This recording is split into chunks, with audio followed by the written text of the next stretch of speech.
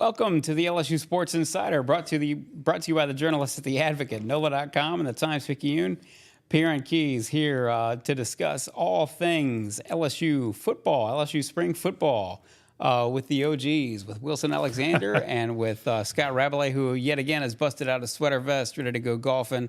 Hey, I'm right there with him, man. This golf weather, this is the perfect weather for it. We'll turn you guys loose in an hour, and you can go cut loose on Webble Beach here before long. But before that, we will get into obviously a huge piece of news, a little bit of surprising piece of news, which is the LSU men's basketball team fired a cannon shot on Wednesday night. They take care of Kentucky. They upset Kentucky on a buzzer beater by Tyrell Ward. Right there at the end in the PMAC. And so we will discuss all those things. We are here to discuss it all. Gentlemen, how are you guys doing? Doing well. Like we said, this is great golf weather. I think Rab and I would probably rather be out there at the moment, actually. It's a beautiful afternoon. No offense to you, Perryn. We enjoy your company, taken. but this week has been great for that. So doing well and looking forward to spring football gearing up in just a couple weeks, too. If we were all in college, no matter what campus you went to college, this would be one of those things where you prayed that the professor said, "Hey, let's go have class outside tonight," and do something where probably the professor, him or herself, probably wasn't even that much invested in whatever course they were invested in whatever curriculum they were trying to put forward. Class outside never went well. No, well, it went well as far as I was concerned as a student, because then you could just sort of kick back and enjoy the day and enjoy being a young person, but. Anyhow, we are here to discuss LSU sports first and foremost, but a bit of business as always. We are here every Monday and Thursday here with the LSU Sports Insider on all our social channels, specifically the YouTube channel, LSU Tigers on NOLA.com. Please subscribe there. You can catch us live there. If you don't catch us live, you can catch us there after the fact. You know where to find all our writers' great work. That's at theadvocate.com. Please subscribe if you haven't already. Go to theadvocate.com/subscribe. And please get a hold of our LSU newsletter. We're about to start talking spring football practice, because that's about to get underway here in a little more than 2 weeks. And so with that, every single sport under the sun will be going on at the LSU campus: men's basketball, women's basketball, softball, baseball, gymnastics, all of it going on all at the same time. So stay up to date with all of it with our LSU newsletter. That's a daily newsletter. Rab handles that 3 times a week personally, though. So sign up. Please go to theadvocate.com/LSU newsletter. As I said, we are here every Monday and Thursday on Apple Podcasts, Spotify, wherever the finer podcasts are found. And we are brought to you every Monday and Thursday by Champion Wealth Strategies.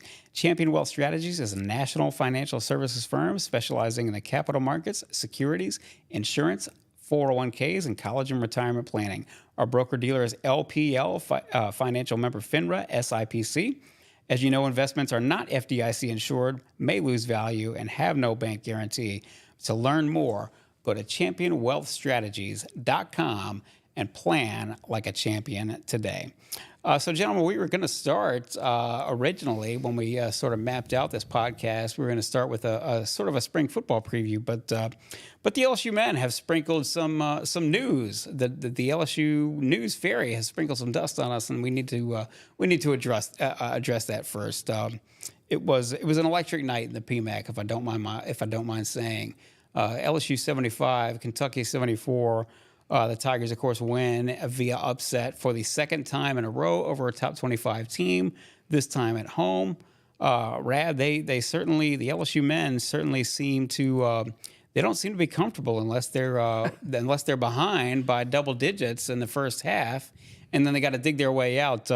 Just generally speaking, before we get deep into it, just your sort of 2 cents on where these guys have sort of sprung forth and made a name for themselves over the past 2 games.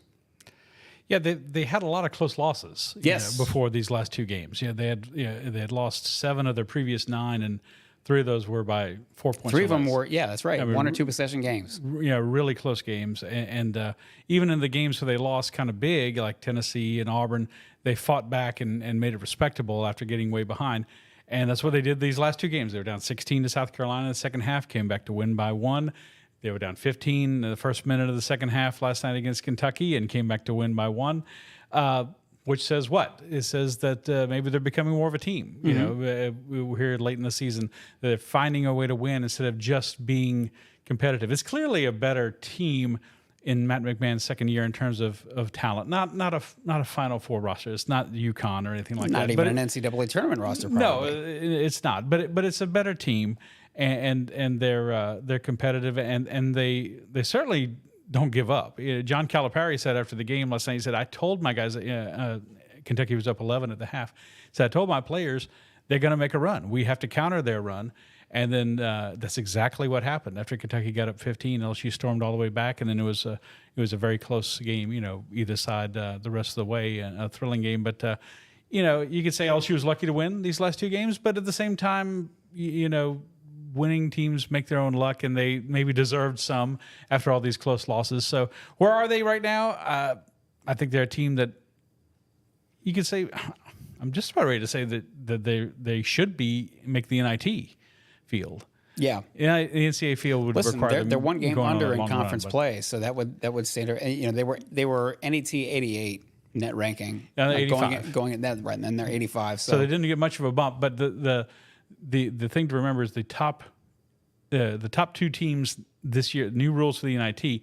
Top two teams not in the NCAA tournament from a conference in terms of the net will get in the NIT field automatically. Right. And right now LSU would be one of those teams. And whereas it used to be I'm just going to pick a conference. Let's just say the Southland Conference.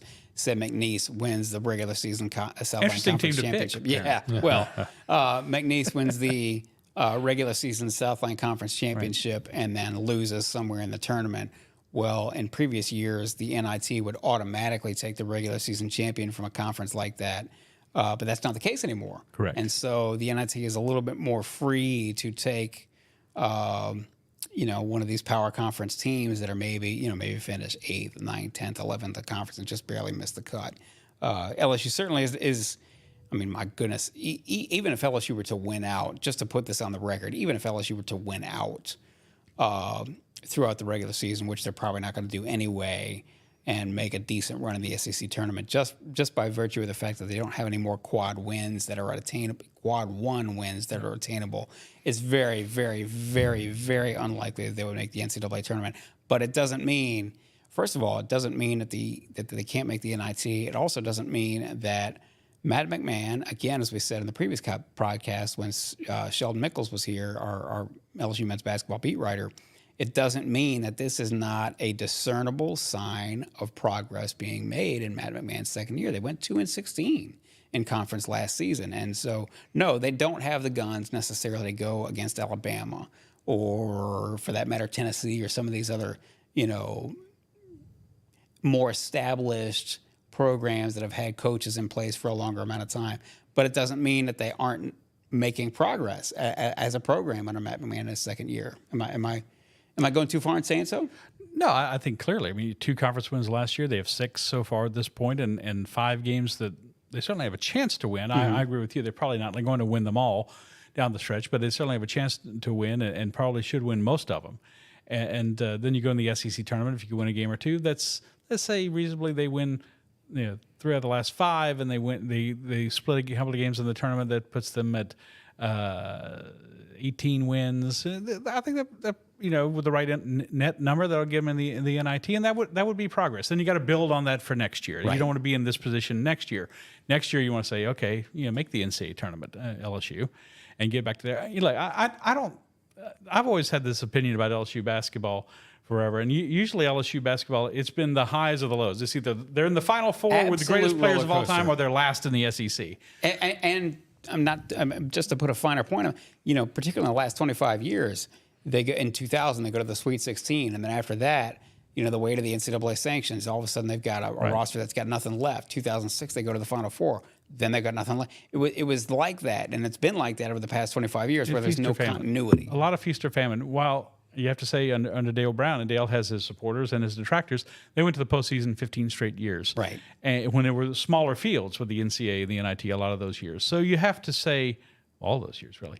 So you have to say LSU can do that. LSU can be LSU's goal should be in the postseason every year. Yes, and should. The NCAA or NIT. I think that's reasonable. And once in a while, you can make a run. I think those are reasonable goals for LSU to have in basketball. You know, LSU's got the second most SEC championships of any school. Sure. It's in Kentucky. Sure, Regular behind season Kentucky. titles. I mean, It's hard to tell young people that. But, yeah, you know, that there's the tradition is not it's not bare. You right. know, There's a certain segment of our readership and our viewership that would absolutely remember LSU as sort of something of a mini powerhouse in men's basketball. So they can reasonably get back to that level again. I think that's a reasonable expectation. Not that they're foundering along in the bottom third of the conference, but again, this is a year to try to build, and they're showing those signs of progress, which you thought, well, when they lost to Nicholls State back in November, that wasn't going to be the case. But now it's starting to look like it could be the case. This could be they're at least a compelling team to watch down the stretch to see how far they can go. And they play hard. And, you know, what do we love Definitely. to say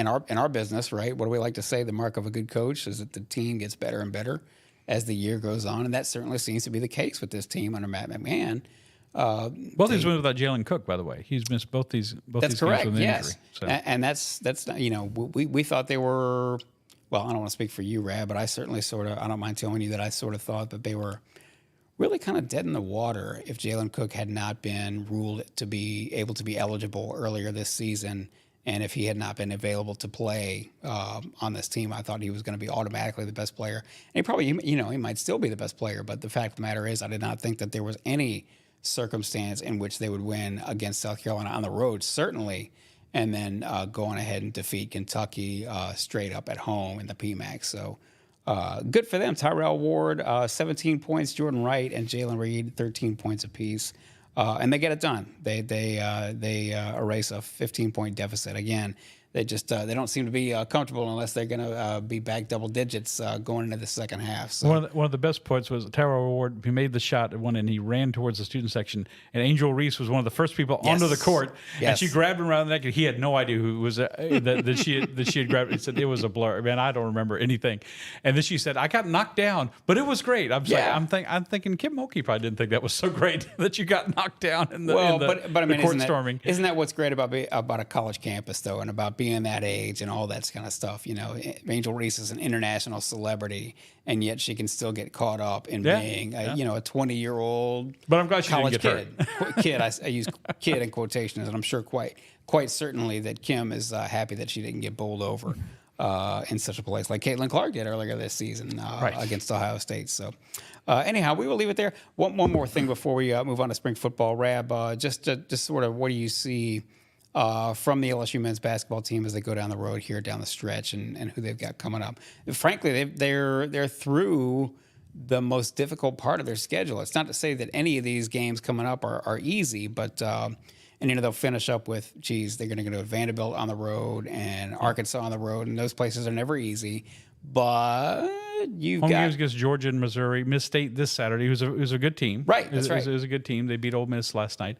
But yeah, this last 5 games was a meat grinder. Tennessee, Auburn, Florida away from home, at South Carolina, who obviously is a surprise this year, and then Kentucky. So this next 5 is not that, but there's still a couple of tough games. Yeah, like I said, if you could split those 2 games on the road, and if you could take care of business at home, and go 4-1, that would really be something. But that maybe, like I said, still tap the brakes a little bit. But they have the chance to do that. But NIT, one way or the other.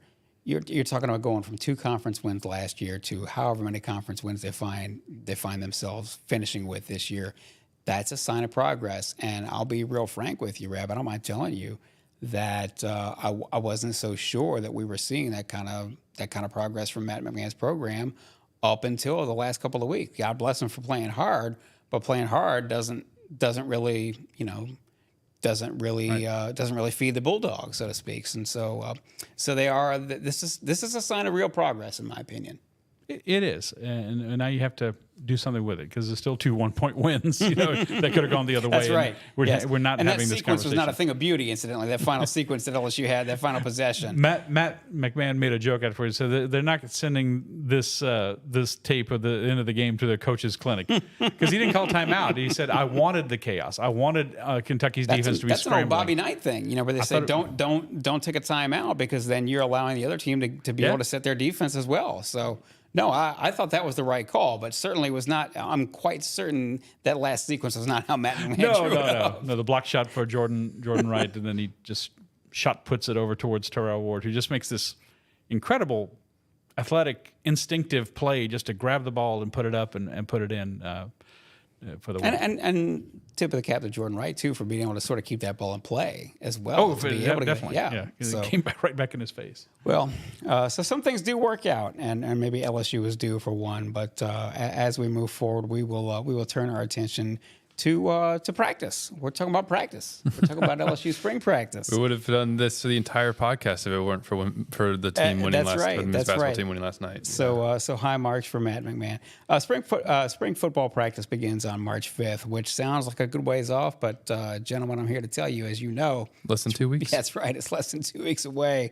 It's almost upon us, and the spring game will be April 13th. So it's about a month plus for the full spring program that Brian Kelly's got going on.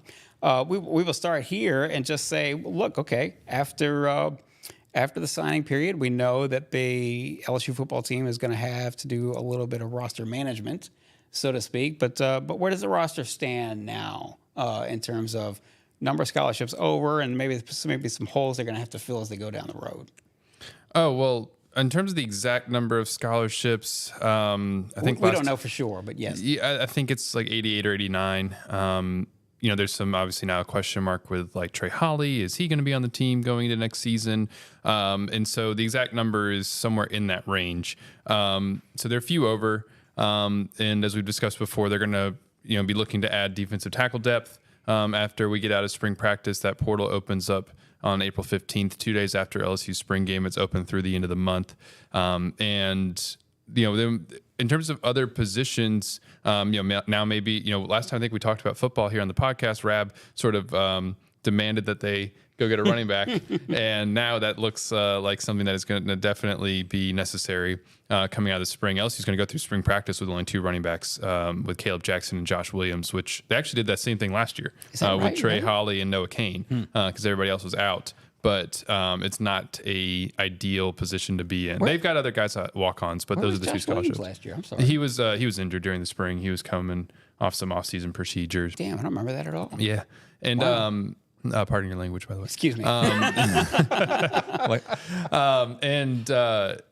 So anyway, probably looking at a running back in that portal window, somebody who can just provide some depth. And then it's defensive tackle, and where else they go is kind of probably dependent on how the spring unfolds. Yeah. So let's start there in terms of. So we're devoting today to the offense, right? I'm sorry. We're devoting today to the offense. Is that right? Sure. Okay. Yeah. So starting with that, we will discuss position battles to watch, and since you sort of already touched on that, Wilson, let's talk about the running back position. Kaleb Jackson obviously is sort of. Already a fan favorite, already kind of sort of the people's choice, but there's a little bit more to it than that. Just sort of run us through the running back room as we go into spring ball. Well, of course, the major development within the last few weeks was Trey Holly getting arrested and now indefinitely suspended. And so with his status, certainly unknown going into this in the spring, and then months down the road, we'll see where the legal process is at that point, because that'll have a large determination in whether or not he's back on the team. Trey, of course, has maintained that he is completely innocent in this shooting case over in Union Parish. LSU, if you take him out of the equation at the moment, LSU's got 3 running backs: Josh Williams, Kaleb Jackson, and incoming freshman Caden Durham. That is not a lot to get through the season with. And maybe Caden's not coming till the summer. Right? Yeah, he's not an early enrollee. And so, Kaleb looks like the one who is probably, you hope will make a really big leap going into year 2 with the opportunity for more touches, be able to take advantage of those things. And in those other parts of his game that needed to continue to get fine-tuned, like pass pro in particular, and, catching the ball out of the backfield as well, that will continue to come along here in the spring and going into the summer. So he looks like someone who we saw it in flashes last year could be your RB1 and maybe be one of the better running backs in the SEC. But they like Josh Williams quite a lot because he's so trustworthy. And so I would expect Josh, if you had a depth chart kind of going into spring ball, not what it's going to look like in the against USC, but going into spring ball, I would think it's Josh and then Kaleb Jackson and then Caden Durham penciled in for when he shows up. Right. a little bit of certainly a different situation that LSU finds itself, at least at the moment that LSU finds itself in. Whereas last year, going into preseason camp, they had 8 scholarship running backs. Now you're talking about 3. Yeah. So you need to, again, Rab, you were clairvoyant, whether you realized it or not. They're probably going to have to figure out a way to get at least one more body in there. Well, this position illustrates the continuing fragility of LSU's team makeup. Well, of any college football, given any college football team's makeup in this day and age, sure, at any position. But this right? is unusually bad. I Yes. mean, it's like at a defensive tackle. This is unusually bad. A situation to be in, where they're fortunate. Josh Williams decided to come back. Mm-hmm. Can you imagine if he said, "No, I'm going to the NFL," or "I've had enough." Yeah, And he's maximizing it out completely. This is his 6th year. Right. I mean, so that's a huge break for LSU. So obviously you have to have more numbers. You're going to have 3 guys. You can't count on Trey Holly right now. Maybe he can come back, maybe not. But you have to plan on him not coming back. So you have to go get another running back just to have numbers, because you have to anticipate injury situations. I mean, LSU never gets through the season without a couple of running backs getting banged up. So like just about any Nor team. does any team. Yeah. Yeah. So this is something that's got to move forward. I agree with him. Josh Williams is he's like a Swiss Army knife. He can run the ball between the tackles, and he can catch the ball. He can pass block. He can do all those things. But of course, I just love seeing Kaleb Jackson every time he touches the ball. And part of me is kind of, if I may say so, use the word, rooting for him to be the running back, because he's kind of got that. He's like a Leonard Fournette light a little bit. Like, I'd rather run you over than just run around you. And so it's fun to watch. But they got to get better in this in this group and just get more numbers, because it's one of those things that could lead to your downfall if you don't. And what's interesting about it too is that, as I think maybe we'll get into schematically with the offense this year, you're probably expecting more out of your running back position than you were the last few years. Your yards on the ground are you're not gonna get over 1,000 yards rushing from Garrett Nussmeier. So you, all due respect to Garrett, that's just not his style of game. Right. Like, I think Garrett can give you maybe, I'm trying to set a reasonable number for it, 150 yards on the ground, something like this that. year. Sure. You see him maybe going, like, intentionally go on a keeper around the end or something like that. Yeah, exactly. Running a zone read, and maybe you haven't he hasn't been handing it off all game. He gets the right kind of look. He can pick up probably 20 yards. He's got a little bit of speed to him. Josh Williams told us back at the bowl game that Garrett's been clocked over 20 miles an hour on their GPS system. But he's never before. going to. You can't ever depend on him. No offense, but you can't ever depend on him. Okay, the pocket's crashing, everything's falling apart. Now he busts loose for 45 yards. I mean, it's just not.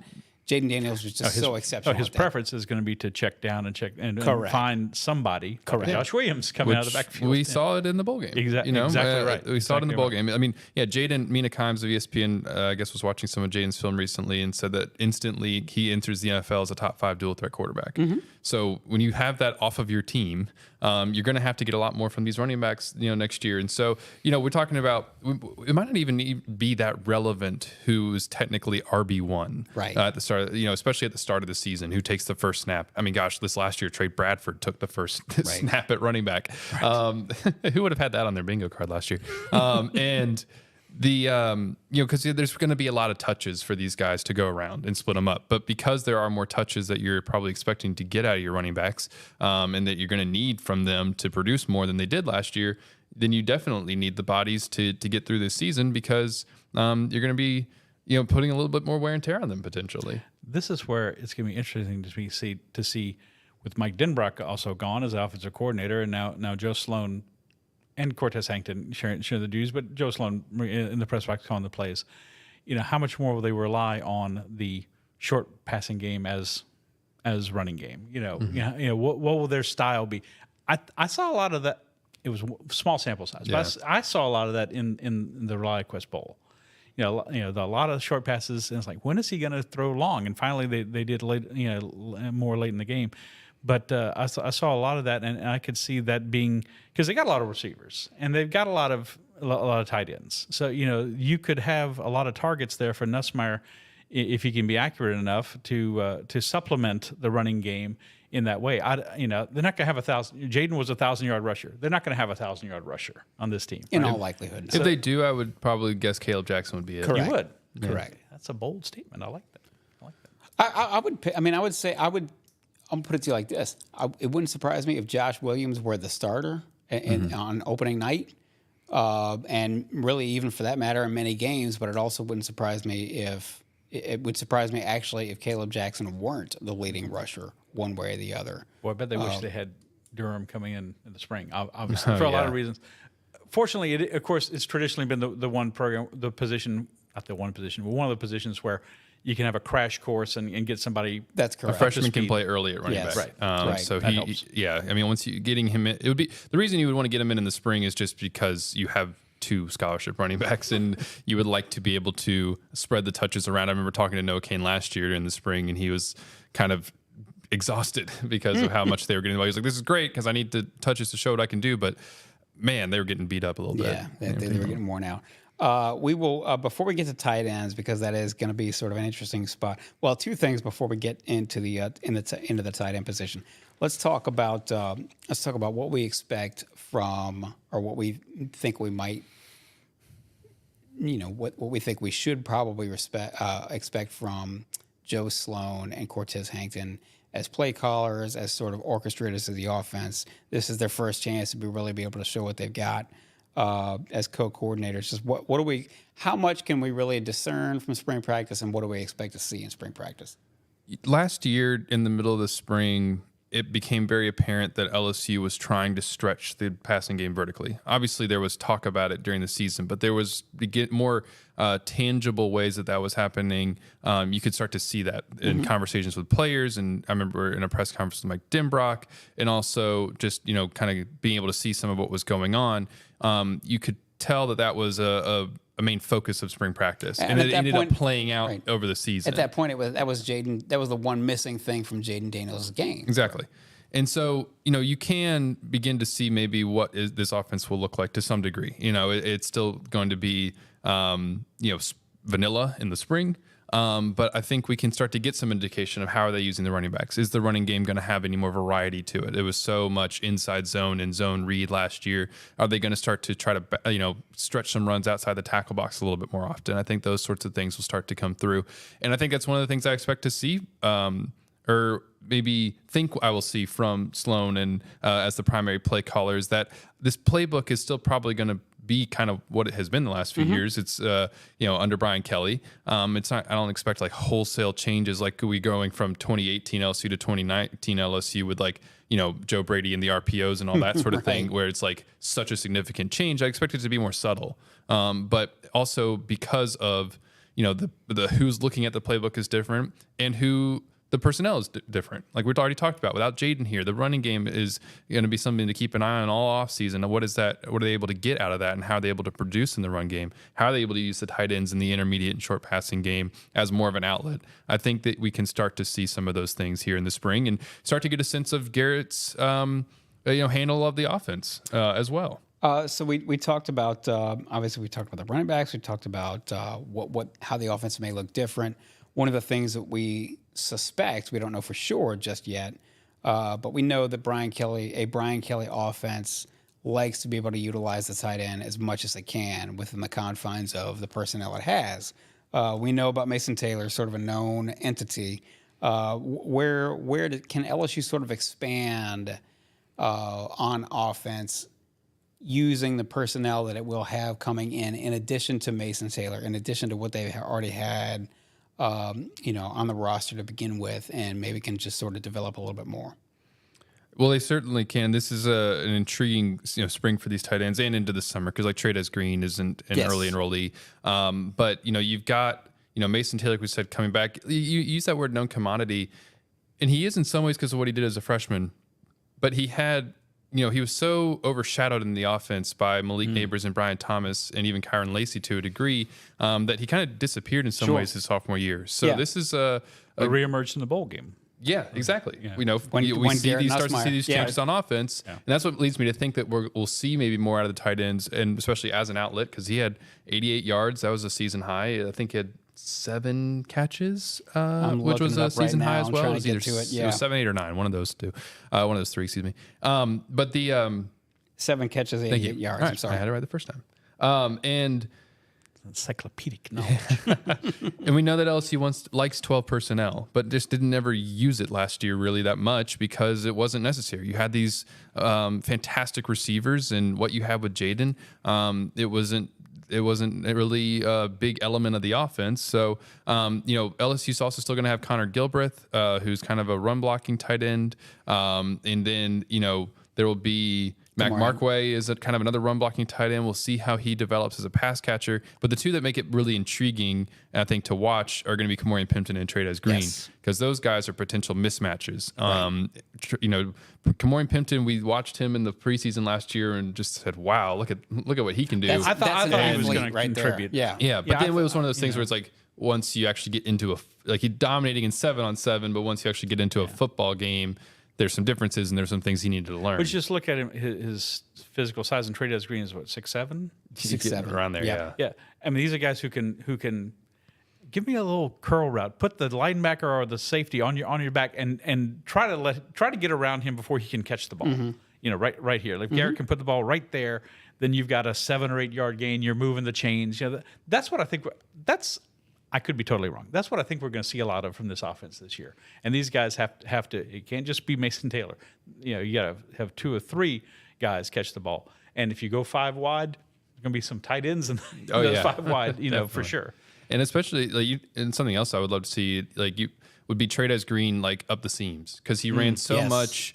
He was played more as a wide receiver his senior year at Zachary than he was as an inline tight end. Trey'Dez Green is an athlete playing tight end, if ever there was one. Yeah. I'm sorry to interrupt, but yes, absolutely. As we discussed in previous podcasts, basketball player first and then football player, and he's going to be, again, excuse the expression, but he's probably going to be hell on wheels. Yeah, he can run.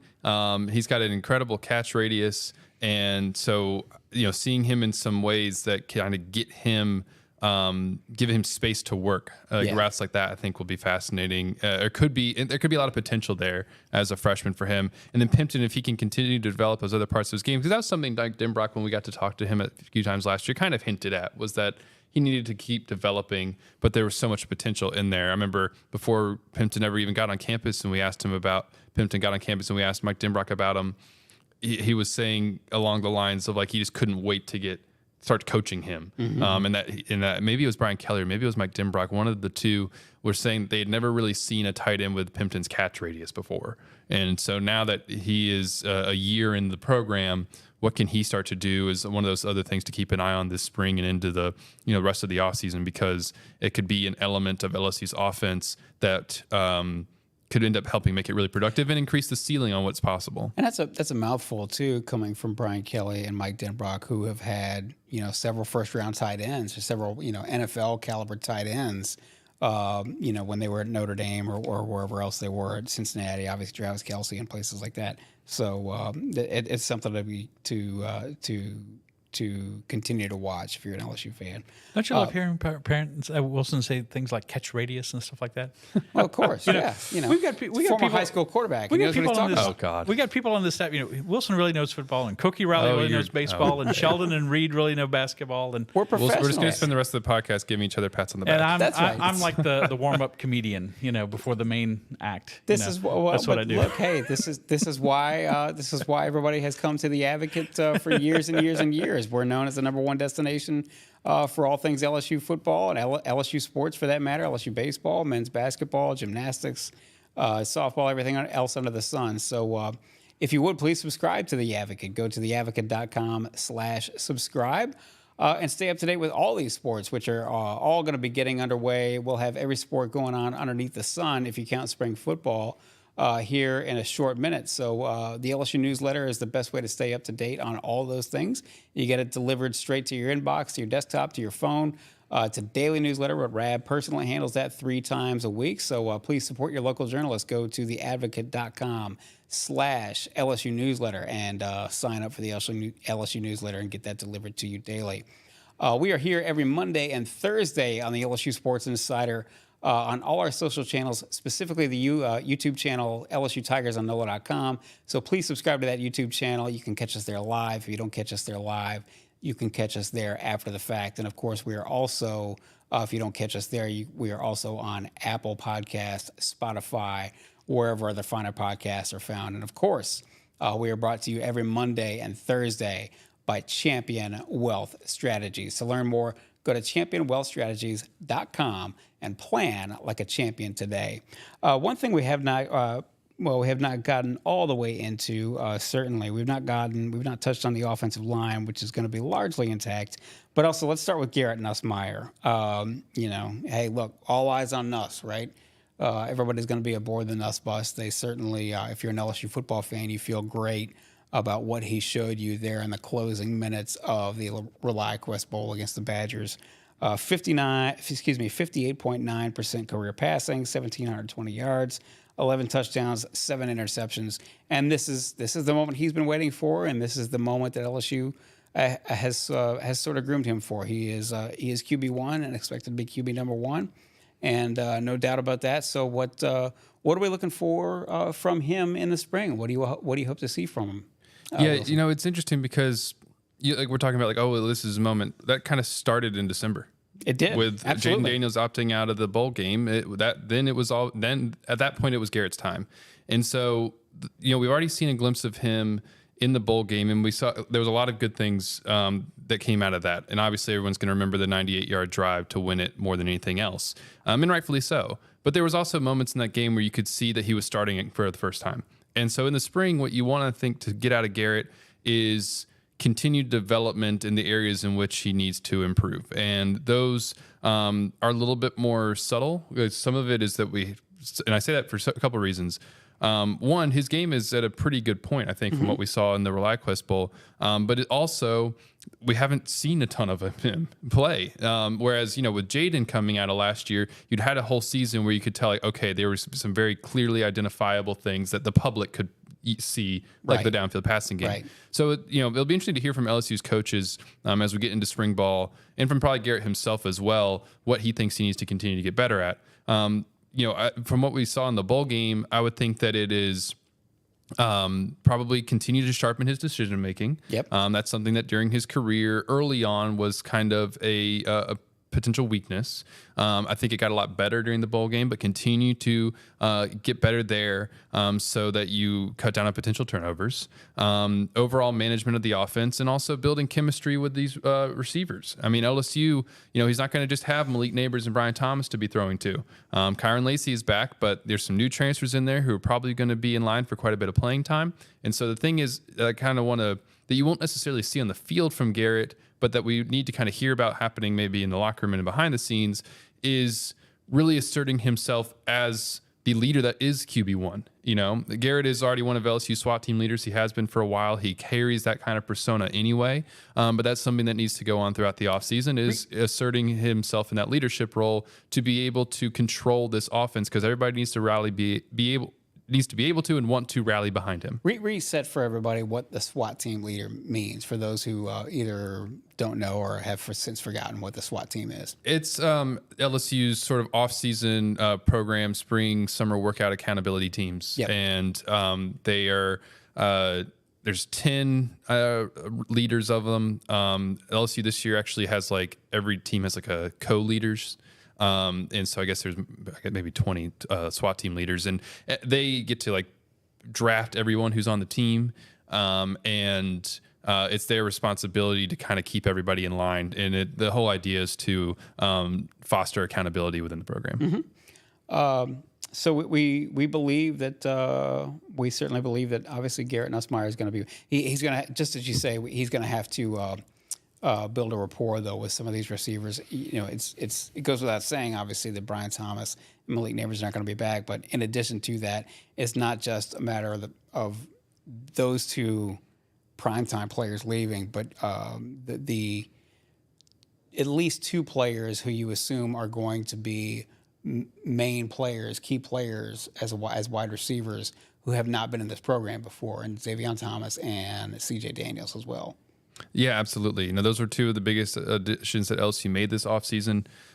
These are guys who have a lot of experience, a lot more than LSU had on the roster at receiver. CJ Daniels last year, I think, was 55 catches for over 1,000 yards and 10 touchdowns. Yep, at Liberty. At Liberty last year. And then Xavier Thomas had, I think, 40 catches for around 500 yards at Mississippi State. And they're different kinds of receivers. CJ Daniels is more of your deep threat. He's 6'2", a little bit of a bigger body, whereas Xavier Thomas projects as a little bit maybe more of a slot guy. Now, CJ Daniels, from what I understand, and this is modern football, I don't think LSU is just going to leave him out on the outside. Right. He'll probably get moved around the formation if he's capable of handling it and understanding those positions throughout the offense. It would be to his benefit and help LSU if he can, because then matching up against you becomes much more difficult. But those two, when I look at it, I think that they're probably.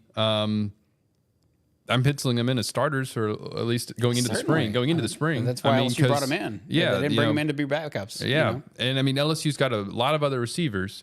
Kyron Lacey's coming back, but if I was to look at the offense on day one, I would expect to probably, of spring ball, I would expect to probably see Kyron Lacey, Xavier Thomas, and CJ Daniels out there with their first team offense. If there's an exception to that, then I think Chris Hilton's in the lineup because he had a pretty strong bowl game. He was finally healthy all year last year, and he's going to have a really good chance. You as this year's Brian Thomas going into it a little bit?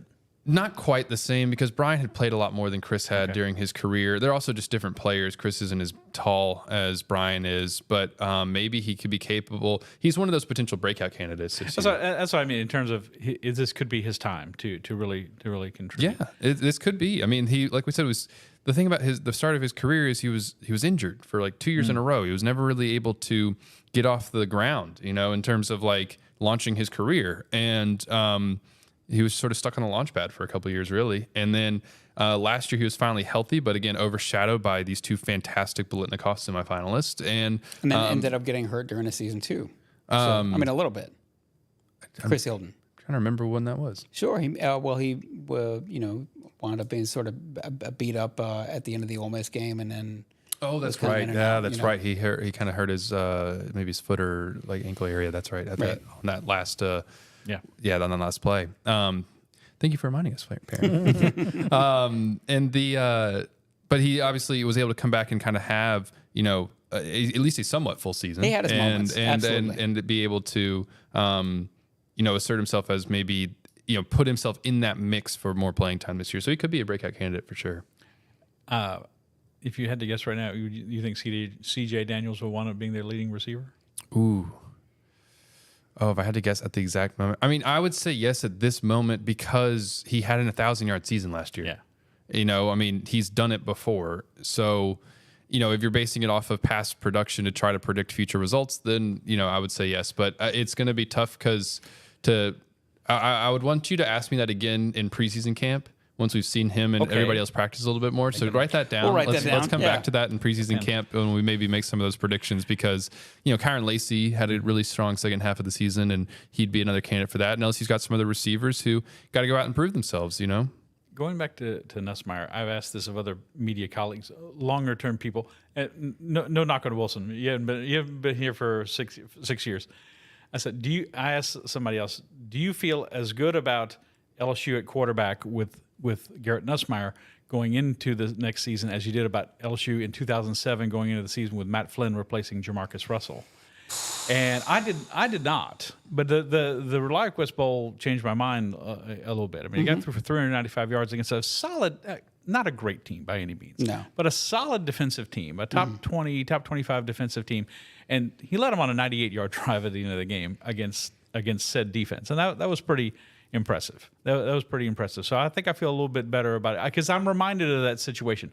Jamarcus, of course, was not the Heisman winner, but he was the number one draft pick overall. And then Flynn had bided his time, waited for his turn to play, and then, of course, led them to the national championship. And I'm not putting that pressure on Garrett Nussmeier, but he's got the skills. He's got a similar talent level to me. And can he be that guy? Can he be that leader? As it's not just about throwing the ball and checking to the right place. It's about leading the team. That's, to me, has always been one of Joe Burrow's greatest attributes. Come on, you SOBs, let's go win some games. And they followed him, and just never being beaten in terms of up here. Never being beaten in terms Joe Burrow was never going to take an unwise gamble on a throw that shouldn't have been made or something like that. He always made the right decision, or overwhelmingly made the right decisions more often. Garrett's got a lot of faith in that arm now. Yeah, he does. He does. Well, that's what I didn't mention when you asked me like what he needs to get out of his spring. Like I didn't really mention anything about arm talent because it's all got there. that in He's spades. got all the tools. Yes. It's just a matter of kind of putting all those pieces together to continue to get better. Right, that's right. One thing before we wrap up, we ought to discuss the offensive line. Rab, I will put this to you since you've obviously been watching LSU football since 1831. Leather helmet days. Yes, I correct. know. No, it's listen. How much of a luxury is it to have 4 of your 5 presumed returning starters back on the offensive line? Now, I grant you, center is a big. That's an important position, a position of responsibility. But how big is it to be able to have, in all likelihood, 4 of your 5 returning offensive linemen back, in addition to sort of reinforcements that are coming in this recruiting class? Yeah, I mean they've obviously made offensive line a huge priority. This is Brian Kelly. Brian Kelly is no fool when He's it comes a line to of scrimmage coach. He's a line of scrimmage coach, and like they as I said, they got a big problem at defensive tackle that they have to solve. But if they can solve it, this goes a long way to making you a playoff team. As I've said before, this is the pass-fail grade. You're in the playoff. It's 12 teams now. That's right. It's 12 teams. You got to be in that group, or people are not going to think you had a good season. Your fans are not going to be happy. So this goes a long way to helping you get there. I don't think LSU's there yet, but this goes a long way to helping you get there. Is being very solid and deep and talented on the offensive line. It was just a couple of years ago, his first year, where you got starting freshman tackles. That's right. They're really in a. This is really a difficult situation, and now Campbell and Jones are veterans, and you have other veterans on the line with Miles Frazier and Dellinger, and you have depth, and they're recruiting more depth. It's it's not the sexiest part of college football, but it's an absolute must. Absolute must, and I think LSU's in a great trend, a great place with that situation on the offensive line. This team's, to me, Wilson, you've given it thought about this kind of way with the tight ends we're talking about in the offensive line. This seems like this is the kind of team Brian Kelly wants to have, the kind of offense he wants to be potentially in terms of like you're talking about where your strengths are and that kind of thing. It does kind of line up with his history, having productive and strong offensive lines and being able to use your tight ends in the passing game and having that be a strength of the offense. Yeah, we saw that throughout his Notre Dame days, and it's something that LSU has kind of been getting to the last few years. And I think part of the reason that he came to LSU was he's always had that as a part of his team. But now when you come to LSU, you have that wide receiver talent that is often so readily available, and that kind of helps round out the offense and expand it. And I think that is what they've been trying to. Obviously, they had it last year. I mean, gosh, we're talking about what they want to get to. Last year, they had the number 1 offense in the country. So it's not like they're trying to really get to anything else. But in terms of sort of ideology, they've been trying to build up on the offensive line over the last few years, and they've gotten there. Last year was a Joe Moore Award finalist, and bringing so many guys back that it is an obvious strength of this group and something that they can rely on. We're talking about, and we've sort of touched on it, but haven't gotten into it. In the spring, on the offensive side, you've got position battles at wide receiver. Mm-hmm. You've got sort of a situation at running back. Yeah. I don't know if it's necessarily position battle, but like certainly something to keep an eye on. And you've got a brand new quarterback, and you've got new offensive sort of minds in charge. But when you look at the offensive line, that you have something you can lean on. And that is, when you talk about luxury, that is luxury. The only thing that's getting changed out is DJ Chester will be your presumptive center after Charles Turner moved on to the NFL. And Charles Turner did a good job the last 2 years. And we'll see exactly what DJ can do. That's something else to keep an eye on in spring practice, just to see. Got to play. He came in the Missouri game and really stabilized clutch. Things when he came in and replaced Marlon Martinez. And so, I don't think the level of concern is that high replacing Charles Turner and bringing in DJ Chester, but he is going to be a first-time starter. Right. The one, you're absolutely right. They were the number 1 offense in the country last year, so it's like you're just trying to sustain. You're not trying to improve on anything. But the one thing they didn't do that was really great was when they had to line up and it was short yardage and power for that 1 yard. They weren't super great at that. Yeah. I think this team probably will be better if, like I said, the running back situation gets figured out. I think this team will probably be better at that. And that's why I think part of why we sort of spend a good bit of time kind of harping on the run game and why they need to be able to get more out of the run game is because, especially when you think back to the Florida State game, and obviously it changed a lot since then, but they had a lot of short yardage situations that they weren't able to pick up. And constantly like on the goal line, they had some ups and downs there on the goal line. And that is something they're going to be able to get more out of on this offensive line. And maybe it is something that comes from, just doing different things offensively anyway. Garrett Nussmeier is more likely to probably go under center than Jaden was. Jaden it wasn't his favorite thing to do. And so, I would think that was conversations they had as an entire offense that they were mostly going to operate out of the shotgun, which they pretty much always did. I think that we'll maybe see a little bit more of that power run game in some degrees. And it's going to be just really interesting in the spring to learn about and maybe get to see, depending on how much LSU opens up practice, what that starts to look like. And what are you going to need? What are you going to need if you're in a playoff game and you're up by 5 with 4 minutes left to play? That's what you're going to need. Yeah. So. And it will be in a situation like that. It will rest on, in all likelihood, it will rest on the offensive line and whether they can get the job done at the point of attack, at the line of scrimmage. Those are all things. Before we get to the playoff, we are getting way ahead of ourselves. Go ahead. I was going to say before we got out of here, I feel like we've touched on a lot of them, but I'm curious, Rab and Perryn, what your answers would be if you had to go into spring ball. What are the 3 players on the offensive side you were like most intrigued to watch? Is Cortez Green in the spring? No, he gets in the summer. All right.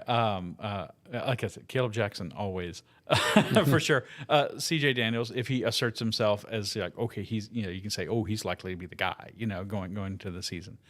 And I would say, gotta say one of the tight ends. I want to say Kamorian Pimpton. Because, like you said, he was just such a physical specimen.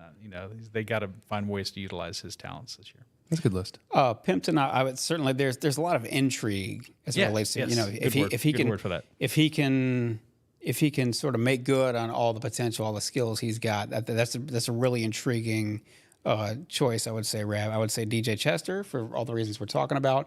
If he comes in and solidify, if he can handle that center position, handle all the calls, all the checks, all that stuff.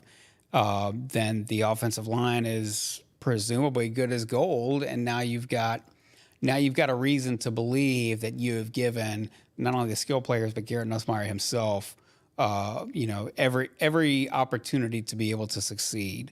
Kaleb Jackson, of course, is the highlight reel waiting to happen.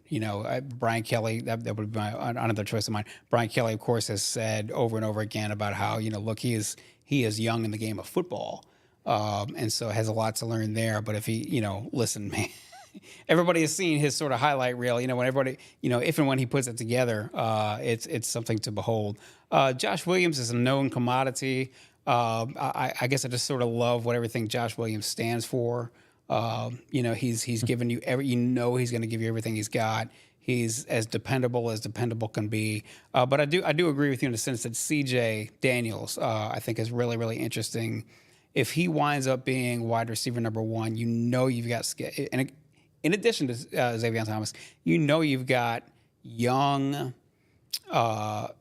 players with almost unlimited potential, unlimited skills behind him. Chris Hilton, Shelton Sampson, all these guys.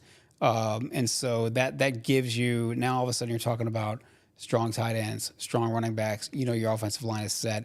And so now if you've got CJ Daniels as a number 1 wide receiver, then you ought to feel really, really, really good about your offense. And maybe, it would be foolish to think that any offense is going to be as productive as the offense that we just saw in 2023 at LSU. But all of a sudden you're talking about, man, you lost your Heisman Trophy winner and you've got almost as much skill coming back. Different players, obviously, but almost as much skill coming back and a potential to be pretty doggone explosive. That's something to watch. That's something to behold. And of course, we'll get into the defense in a different podcast. But if the defense can just get from really, really, really below average to just close to average, now you're talking about a complete program. So I think I'll just add a couple names to that. Just guys further down the depth chart, maybe at least going into the spring, who I think I'm interested to watch. Shelton Sampson, who you mentioned a second ago, just because that's a kind of like a 5-star type receiver. What can he start to do in year 2? Tyree Adams, offensive tackle, who we've heard some good buzz about during winter workouts. He won Freak of the Week once from their offseason training program. And especially after Lance Hurd left, who's your sort of top backup tackle in case, you need someone to come in? I'm interested to see how he is developed. Not a guy who played a lot last year. And then AJ Swan, who we have not mentioned, but the transfer quarterback from Vanderbilt. I not to suggest that really at this point that, can he push Garrett is the question. Not to suggest that, he's going to unseat Garrett, but can he make it a competition is going to be something else to keep an eye on this spring. And or do you feel good about him? The sort of the rule of thumb that I was, at least in terms of the NFL, I don't know why. I mean, it could just as easily apply to college football as well, but sort of the rule of thumb that I've always had about backup quarterbacks in the NFL is if you have your number one quarterback who goes down for 4 games, can your backup quarterback get you to 2-2 in those 4 games that he's missing? Now, it's a different deal in college, but maybe it's not now at the 12-team playoff. Maybe you sort of have that, ability to. I mean, more 3-1, but I understand where you're going with that. Maybe you need to go 3-1 or something like that, but just so to get you through without crippling. Right to what you're speaking toward, Wilson, which is to say now, there's a reason you brought on AJ Swan to begin with. As an experienced quarterback in the SEC, albeit at Vanderbilt. Is he enough to sort of get you by? And can he be that guy? Can he show in spring practice that he can be that guy to sort of hold the fort should something happen to Garrett Nussmeier? So yes, that's all interesting. All worthwhile topics. They're all worthwhile topics as we go into spring practice, as we follow up with spring ball, as we get into maybe some more women's basketball, men's basketball, and of course softball and gymnastics. It's spring. All these sports are going on. They're all here. We're all here for it. That's what we do at The Advocate. You know where to find us at The Advocate. That's theadvocate.com. You can subscribe at theadvocate.com/subscribe. You stay up to date with all of our stuff with the LSU newsletter. Rab handles it. Again, Rab handles that 3 times a week personally, but it's a daily newsletter. You get it delivered straight to your inbox every single day. To sign up for that, if you haven't already, please go to theadvocate.com/LSU newsletter. We are here every Monday and Thursday here with the LSU Sports Insider on Apple Podcast, Spotify, wherever the finer podcasts are found. But probably more importantly, we're here on all our social channels, specifically the YouTube channel, LSU Tigers on NOLA.com. The YouTube channel there. You can find us there live. If you don't find us there live and watch live, you can find us after the fact on that same channel. So please subscribe to that channel. And as always, we are brought to you every Monday and Thursday by Champion Wealth Strategies. Please go to championwealthstrategies.com and plan like a champion today. We're in for a fun spring. Baseball, spring football, men's basketball, women's basketball. Looks like we've got a lot to talk about to begin with. And in addition to gymnastics, which is on quite a tear to begin with already. Big meet Friday night at Florida. A big meet Friday night, and they're kind of coming down the stretch here within the next month and a half. Yep. We'll see if they can compete for a national championship. So for Scott Rabalais, for Wilson Alexander, for Robert Young behind the glass, my name is Perryn Keys. This has been the LSU Sports Insider.